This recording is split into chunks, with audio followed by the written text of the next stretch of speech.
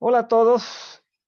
Por si acaso, bueno, el día de hoy vamos a completar el tema de pronóstico del futuro y vamos a visitar, por si acaso, una idea de pronóstico del pasado. Voy a aprovechar para recordar los límites de crecimiento y lo que es su escenario número 11, si no me equivoco, el escenario en el que las cosas están normalmente. Bueno, mentira, es el escenario número 1 y el gráfico número 11, si no me equivoco, o algo por el estilo. Vamos a revisar las dos cosas el día de hoy. No sé cuánto tiempo va a tomar, no creo que tome mucho, espero que unos 15, pero por si acaso me voy a anotar unos 15 para, digamos, para no alargarla demasiado. Por si acaso, quería compartir siquiera la anécdota, no se puede ver cuál es, pero ¿saben lo que es esto? ¿Saben lo que es? Esto es un error de cálculo. Yo quería mostrarles porque es enorme. Es un error de cálculo. Lo que pasa es que ese libro no hay en mi país, por lo tanto, entonces, como no hay copia, si uno encuentra el PDF, asumo que se podría copiar o se podría imprimir, pero el problema es que no estaba pues formateado para imprimirse, era que lo imprima a 2 páginas por uno, porque así queda bastante incómodo. Es un libro sobre la Segunda Guerra Mundial, por si acaso. Y ya, bueno, ahora sí, abordemos el tema de lo que es pronósticos para hablar de la crisis que se nos viene el 2021. Eh, pero antes vamos a hacer un ejercicio de pronósticos. Entonces yo voy aquí a dibujar una línea de varios colores, pero entonces adivinen por dónde aparece la línea. Entonces yo lo voy a hacer 5 veces porque en esas 5 ya debería haber, digamos, una respuesta positiva por parte tuya. En otras palabras, a ver, aquí aparece la línea, aquí aparece la línea. Esa es la primera. Pero tú ya vas a poder acertarle por dónde aparece la línea. Entonces, aquí, ay, perdón, aquí aparece la línea. ¿Ya? Segunda vez. Entonces hagamos 2 veces, digo 3 veces más. Entonces, ¿por dónde va a aparecer la línea ahora? ¿Por dónde va a aparecer la línea ahora? ¿Por dónde? ¿Por dónde? Ah, aquí aparece la línea. Y no la puedo porque ahí ya se pierde la imagen. Ok, entonces una vez más, ¿dónde aparece la línea? ¿Dónde aparece la línea? ¿Dónde aparece la línea? Ay, perdón, otra vez. Ya, pero ahí, ¿no? Entonces, ¿dónde aparece la línea última vez? Última vez. ¿Dónde va a aparecer la línea? Ya, aquí. Ya, en otras palabras, hicimos 5 veces donde aparece la línea. Y ustedes, en un porcentaje bastante considerable, si quiere el 10%, le han acertado a varias de estas apariciones supuestamente caóticas de línea, pero no son caóticas. Uno está pensando no repetir el mismo lugar y bla, bla, bla. Uno está pensando. Tan caóticas no son. Pero yo dije, ¿por dónde aparece la línea? ¿Alguno de ustedes se puso a pensar de que aparecía por la izquierda? Porque si alguien se dijo, va a aparecer por la izquierda, entonces le acertó las 5 veces. En otras palabras, le acertó al 100% de las posibilidades. Bueno, de apuestas. 100% versus las personas que estaban viendo en qué lugar aparecía la línea a la izquierda, ¿no? Entonces, eso es importante reconocerlo. ¿Por qué? Porque lo que tenemos siempre son varios tipos de variables.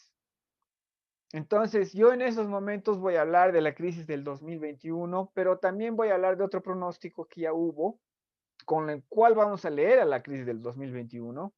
En otras palabras, vamos a ver el futuro. Y nadie puede ver el futuro. ¿Por qué? Porque siempre hay aspectos de variables caóticas y hay otro tipo de variables más. Hay el tipo de variable el que tú le dices, bueno, tú tienes 10% de posibilidades de hacer esto o de hacer lo otro. Y el otro dice, no. Entonces ya desaparece ese 10% de posibilidades que él tenía de hacer esto o lo otro. Eh, en otras palabras, la variable que cambia la actitud afectada por el pronóstico. Ese es un tipo de variable, por si acaso. Tiene que ver con lo que es la opinión de la gente y todo lo demás. Porque, por ejemplo, en muchísimas cuestiones políticas, la tendencia acumula más votos. En otras palabras, fulano de tal parece que va a ganar. Y hay un montón de gente que va a querer votar por fulano de tal porque parece que va a ganar. ¿No? Es el de arrimarse, agruparse con la tendencia, ese tipo de cosas, y sucede todo el tiempo. Entonces, no es que, por ejemplo, en cuestiones económicas, digamos, el mercado está por este lado, entonces, ¿qué tal si nosotros nos añadimos a esa tendencia del mercado? Entonces, sucede eso bastante.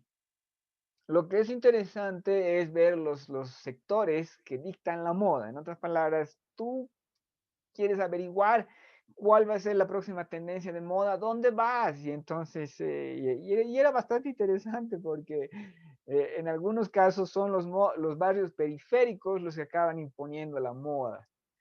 Ya, esta conversación sobre lo que es pronósticos nos va a permitir visitar y recordar lo que es el pronóstico de el libro Los límites del crecimiento. Por si acaso, aquí tenemos un pronóstico de muchísimas variables, y esta es la intersección de esas variables. El eje vertical no importa, no te dice nada muy relevante, porque cada eje vertical mide una cosa distinta. Entonces, podemos saber aquí el eje, bueno, la línea azul, que es recursos naturales, probablemente en toneladas o en rendimiento por tonelada removida, no importa, no importa. El punto es que este es de recursos naturales. El café es de nacimientos, el negro es de muertes, el violeta es comida por cabeza, o sea, sí, comida disponible por persona, ¿no? Por cabeza. Ya. El, el anaranjado es servicios por cabeza. El café es población. Este medio verde azul es rendimiento industrial por cabeza. Y este verde completa, bueno, verde electro me parece. Siempre tienen nombres precisos por si acaso estas cosas, pero no me acuerdo. Ya, es el de polución. Ya, entonces todas estas, ¿cómo se llama? Líneas tienen un número distinto, o sea, no puedes mezclar toneladas, rendimiento por toneladas, con rendimiento o sea, con muertes de personas y todo lo demás. Cada uno es, en lo que es el eje vertical, cada uno sigue sus propios valores. Pero estás agarrando esos propios valores y los estás metiendo en lo que es esto. Y esto es un pronóstico. En otras palabras, hay un kilo de variables que pueden cambiar y otras variables que podrían mantenerse. Recuerden la posición de la línea, ¿no? La posición de la línea versus de dónde surgía la línea. O sea, de dónde surgía la línea, surgía de la izquierda. Eso es visible. Entonces, ¿cómo se manejó este pronóstico que está en el libro Los límites del crecimiento? Los que hacen el libro de los límites del crecimiento son Meadows, el cuarteto del MIT, o sea, del Instituto Tecnológico de Massachusetts. En otras palabras, es una muy reputada institución y esto se hace en lo que es dinámica de sistemas, utilizando lo que es la lógica de la disciplina dinámica de sistemas. ¿Y cuál es la bendita idea de dinámica de sistemas? De que hay un montón de variables y de que interactúan entre esas variables. Eso es. Y buscar entender cómo interactúan esas variables. Este pronóstico no es de este año, ni del año pasado, es de hace más de 40 años atrás. Es desde 1970. Entonces, los datos son válidos, digamos, hasta el 68. O sea, hasta el 68 son datos válidos, porque recuerden que no siempre se hacen todos los datos, en otras palabras, no siempre se hacen todas las encuestas del informe de los recursos, de tal cosa y demás, ¿no? Informe minero, que digamos, tú estás leyendo en 1968 o utilizando en 1968 para hacer estas proyecciones, te vienen en el fondo del fondo los numeritos de 1965, de tal cosa lo tienes desde el 63, de tal cosa lo tienes más actualizado, de 67. Entonces es la mezcla de todos esos benditos datos. Y el libro se publica en 1970. Entonces, digamos que hasta el 68 o hasta el 70, si quieren, son datos. En otras palabras, veamos aquí. Entonces, 50, aumentenle 20 años más. Hasta aquí es datos. A partir de ahí es proyecciones. De este escenario presentado en 1970.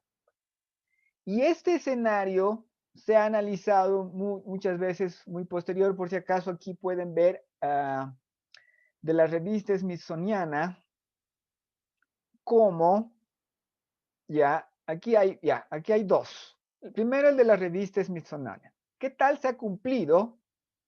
¿Qué tal se ha cumplido el pronóstico con los datos? En otras palabras, toda esta franja que se ve oscura, son los nuevos datos hasta el año 2000.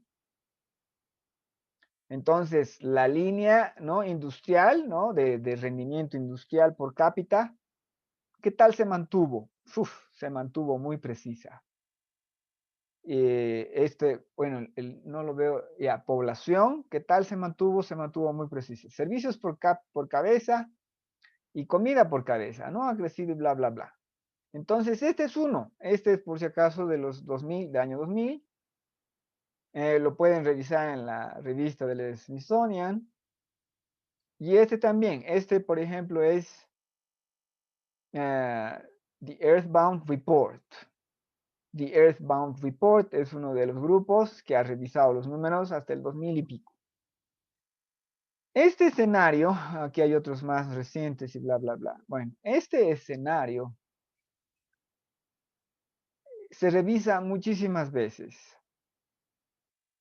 Varía. En otras palabras, el pronóstico, decía por acá, la realidad ligeramente cambia, ¿no? Los datos. Nosotros, ¿dónde estamos dentro de este pronóstico? Aquí sería en la mitad de este espacio, entre el 2000 y 2050, sería el 2025. Entonces, eso lo debes dividir en 5. Y entonces aquí tienes el 2020. Prácticamente estamos aquí, en este punto, donde el punto donde la línea naranja, que es servicios por cabeza, llega a su punto culminante. A partir de ese punto, de acuerdo a esta proyección, bajan los servicios por cabeza. Por si acaso, ¿ah? Esto es algo que lo hicieron hace más de 40 años y adivinaron que la línea salía por la izquierda. Entonces, con esto y ciertos datos podemos ver más o menos qué es lo que va a pasar al próximo año.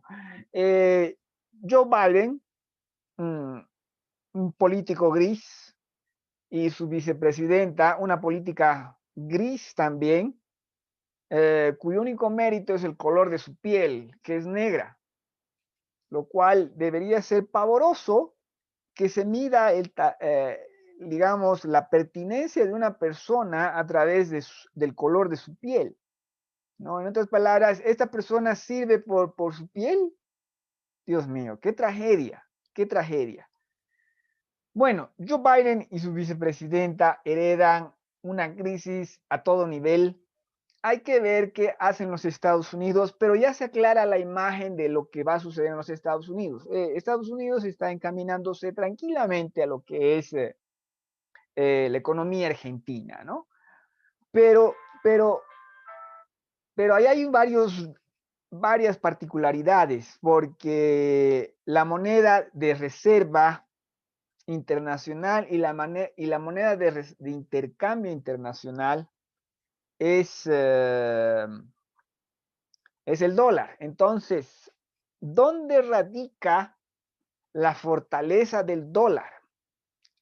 Y entonces ahí radica en toda la eficiencia del resto del mundo, toda la eficiencia holandesa que se mata trabajando, toda la eficiencia sueca, suiza, toda la eficiencia japonesa, de Corea del Sur, toda esa eficiencia está otorgándole poder adquisitivo al dólar. Entonces, ¿el dólar va a ser estable el 2021 o va a ser inestable? La parte que depende de la eficiencia del mundo, económicamente otorgándole poder adquisitivo al dólar, no va a cambiar. No está encontrando otra opción. El euro no es una opción.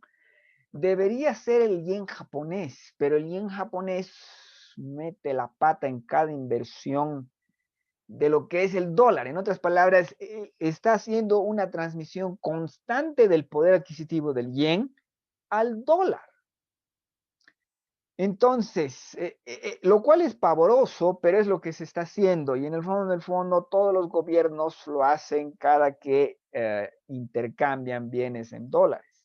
Ahí estamos otorgándole poder adquisitivo a su moneda. Vean lo que es el petrodólar. La idea de petrodólar es que los sauditas y los del Golfo recibían marcos alemanes, si no me equivoco, recibían libras esterlinas, recibían yenes japoneses, ¿no? O sea, vendamos petróleo. Y de pronto dicen, ¿saben qué? Vendamos petróleo en dólares y nos ahorramos los tipos de cambio, ¿no? Entonces, eso es otorgarle al poder adquisitivo del dólar un gran regalito, que se dio en los años 70, por si acaso. Y ya. Entonces, no veo que cambie eso. No va a cambiar. En otras palabras, se le va a otorgar al dólar ese poder adquisitivo que tiene. Se le va a seguir otorgando.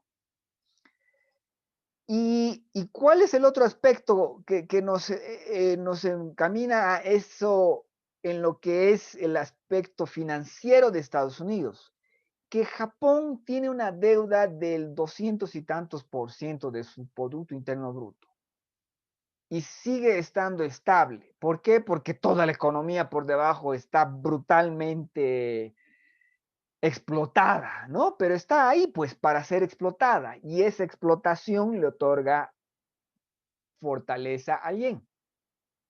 Entonces, esa misma fortaleza multiplicado por Alemania, por India, China, todos los países, se le otorga al dólar.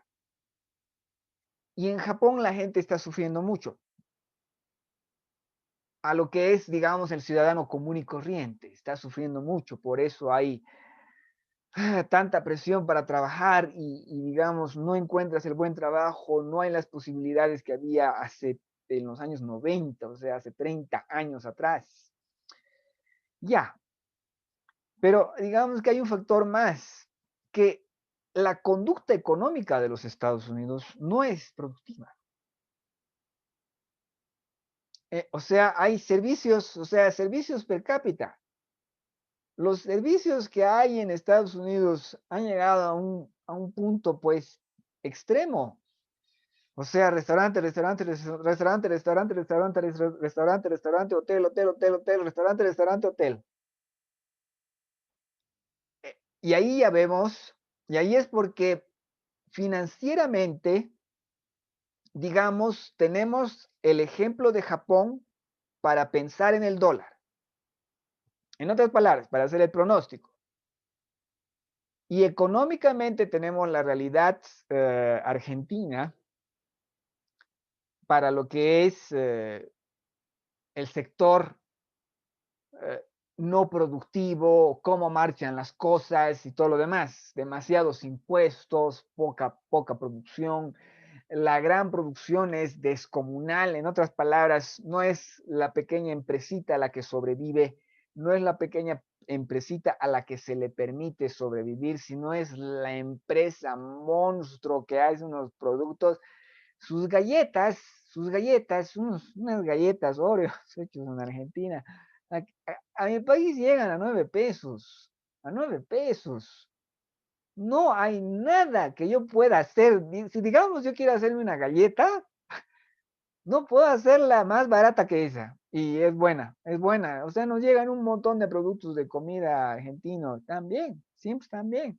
Pero por detrás se encuentra una gran industria, pues la gran agroindustria, la industria esta, la gran industria esta, que consume mucho, que produce mucho y que depende de ese flujo descomunal para sobrevivir. Todos los demás medio que la pasan mal. Y ahí también tenemos una imagen para Estados Unidos, eh, que la van a pasar mal. Y entonces ahí viene, ¿qué va a hacer los Estados Unidos? ¿Qué va a hacer el bandito Joe Biden con esta crisis que se le cae? ¿Qué crisis? O sea, hay una crisis de lo que son los negocios. O sea, tú tenías tu restaurante,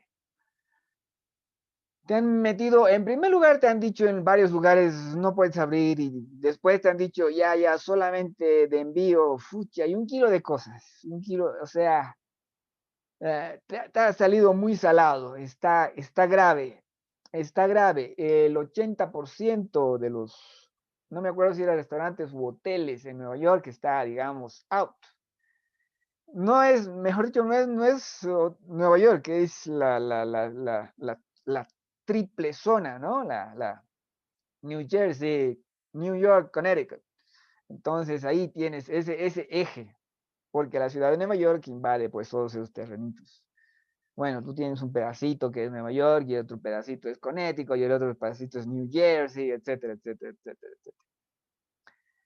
Entonces ahí el 80% de los negocios de servicios están a la patada. No solamente en Nueva York, sino en todos los Estados Unidos, salvo algunos estados donde hubo más libertad para circular. Todos los demás estados están, pues, su sector de servicios está grave, o sea, está sufriendo. ¿Y qué otro sector más? Bueno, lo que es el sector de alojamiento, en otras palabras, hoteles, moteles, todos esos centros de convenciones, todos esos lugares, ya saben, hemos pasado a lo que es el sistema virtual, entonces no hemos tenido que visitar el hotel, no hemos tenido que comer su desayuno y todo lo demás. Entonces, la economía del hospedaje. Entonces, primera economía de servicios pequeñas, porque los grandes nombres van a sobrevivir. O sea, los McDonald's, los Safeway, todos esos van a sobrevivir. Ya, pero con peros, ya. Entonces, digamos, 1, sector servicios. 2, sector de hospedaje. 3, el sector de bienes raíces, de oficinas y bienes raíces de negocios. Entonces, la pequeña tienda no siempre era dueña de su tienda. La pequeña tienda podía ser un arrendatario, o en otras palabras, o sea, estar alquilando el lugar, pagando el alquiler. Entonces, había ahí un gran propietario de bienes raíces, de lo que es los centros de compras, todas esas cosas. Todos esos están en crisis. Todas estas personas pagan impuestos, todas estas personas tienen empleados, están en la calle, o sea, todos están en la calle. Y no van a pagar impuestos. No van a pagar impuestos porque no tienes, o sea, no has generado, ¿de dónde vas a pagar impuestos? Los impuestos que vas a pagar son de lo que has generado y has generado un 50% menos.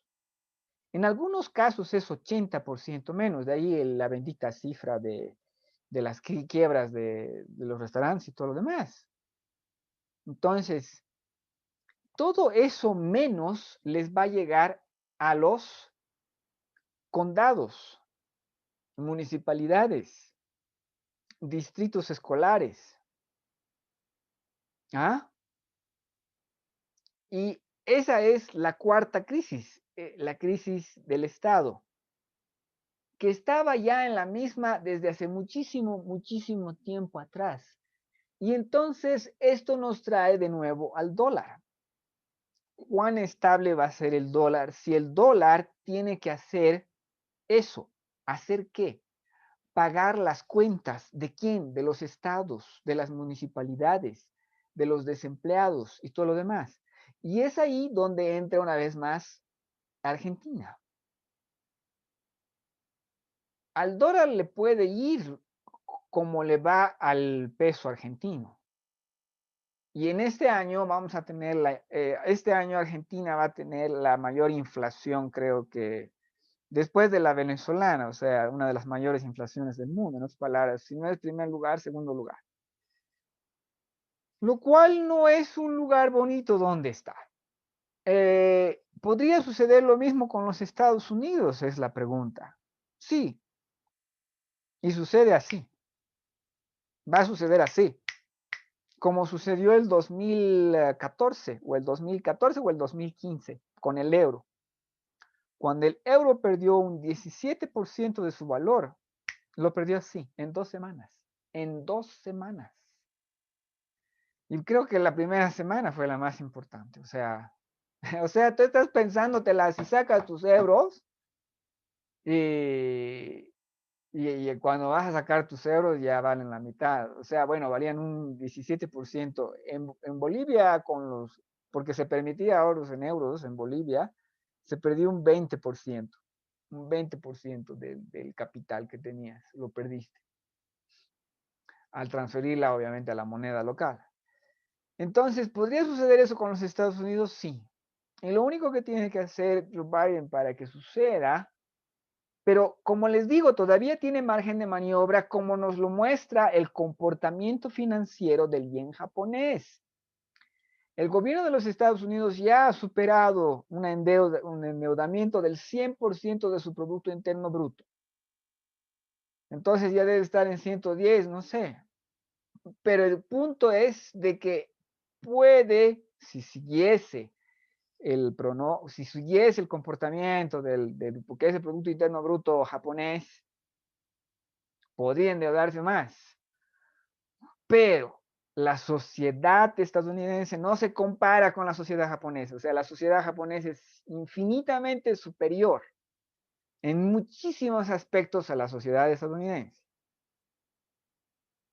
Entonces, no creo que lleguen, no pueden llegar al 200, pero pueden llegar al 140%, lo vamos a ver al año. ¿Por qué? Porque Biden ya tiene que decir, ya tiene que pagar ciertas cuentas, las cuentas estatales, las cuentas de los desempleados, las cuentas de las empresas que requieren ayuda para sobrevivir. Todas las empresas ahora quieren ayuda para sobrevivir. Las aerolíneas, ¿cómo se llama? Los benditos cruceros, el sector, o bueno, de hospitalidad, el sector de entretenimiento, todos los sectores quieren. Y Joe Biden también está coqueteando con pagar 3 deuditas. Las deuditas estatales, las deudas de los estudiantes que acumulan más de 1 billón. Más de 1 billón en el sentido castellano de la palabra, que es el correcto. 1 millón de millones. Por si acaso averigüen matemáticamente por qué eso del billón está mal en inglés. Porque ellos manejan billón para millardo. Millardo es 1.000 millones. Ya. ¿Y cuál es la tercera deuda? Bueno, la tercera deuda ya es de entrada el bendito gasto federal. O sea, ¿cómo se dice? El déficit es de más de 1 billón. Este año van a tener 3 billones. 3 billones de déficit, si no me equivoco. No me acuerdo cuándo salieron los números o cuándo van a salir los números. Entonces, Europa, rápidamente. Europa, ¿cómo le va a ir? Más de lo mismo. Más de lo mismo. ¿Cómo se llama? Pronóstico japonés. ¿Qué quiere decir eso? Se encarecen ciertos recursos, lo que no es un sinsentido, y sufre el pueblo. Y sufre el pueblo. El pueblo se va a encontrar cada vez más empobrecido, más y más y más y más empobrecido. Que es el camino que venía siguiendo Europa desde hace décadas. En otras palabras, no veo grandes diferencias, grandes cambios en lo que es el 2021. Las cifras van a ser pavorosas y las consecuencias van a ser pavorosas. La pobreza que han podido ver en España, en Italia, en todos los lugares donde se ha lucido un poco la pobreza, más de eso, más de eso. ¿Todavía aguanta? ¿Todavía aguanta? Bueno, el pronóstico general es este. El pronóstico general es este. Y ya hemos visto el año pasado de que no se aguanta, hay demasiada bronca. Dense cuenta de que la muerte de las personas, de las personas negras era simple y llanamente un pretexto para mostrar su bronca. No, un saqueo, una destrucción, no tiene absolutamente nada que ver con justicia social de ningún tipo. Entonces ya vemos que hay demasiada bronca. Entonces, ¿qué se viene al año? Bueno, más de lo mismo. No veo grandes, ¿cómo se dice? Grandes saltos, lo que no quiere decir que no haya variables bastante complejas. Una de ellas es la China, el gobierno chino. Está grave la cosa internamente. La otra variable es Irán y sus posibles ánimos, sus benditas peleas. Ya saben, una vez más, ¿qué es lo que va a suceder? La línea sale por el lado izquierdo. Lo demás lo vamos a ver, pero no hay grandes cambios en el horizonte. Eso por hoy, como siempre, muchísimas gracias por su atención.